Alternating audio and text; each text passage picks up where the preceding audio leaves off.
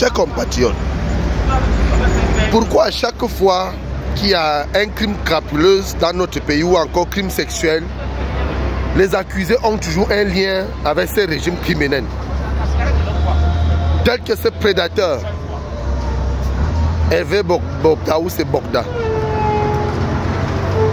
ce prédateur sexuel, ce criminel, qu'on a vu à la fois avec la garde républicaine camerounaise. Là on le voit, les militaires lui donnent les honneurs, un feignant de cet état. Et qu'on constate que tous ces criminels ont toujours été protégés par le régime d'Edjudi. Comment à chaque fois, posez-vous des questions, qu'il y a toujours une affaire criminelle dans notre pays, les accusés ont toujours un lien proche avec le régime satanique d'Edjudi.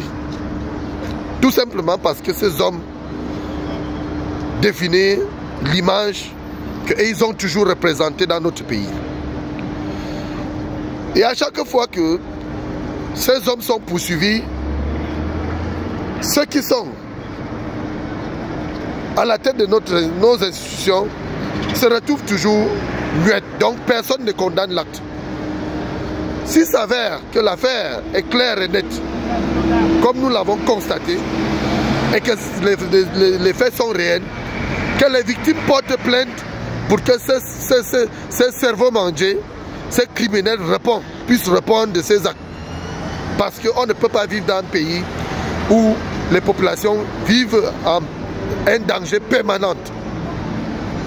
Donc à la fois, ceux qui sont à la tête des institutions camerounaises continuent à les soutenir et continuent à les protéger parce qu'ils sont sous leur protection.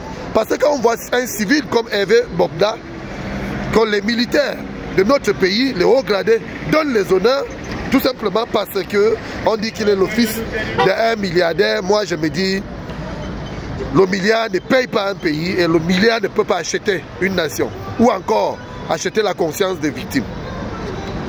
Alors j'invite la jeunesse camerounaise à prendre conscience, à éviter de suivre la vie facile, surtout sur les réseaux sociaux, parce que les images que certains voient les poussent à accéder à la vie facile, alors que quelqu'un doit travailler pour manger à sa faim.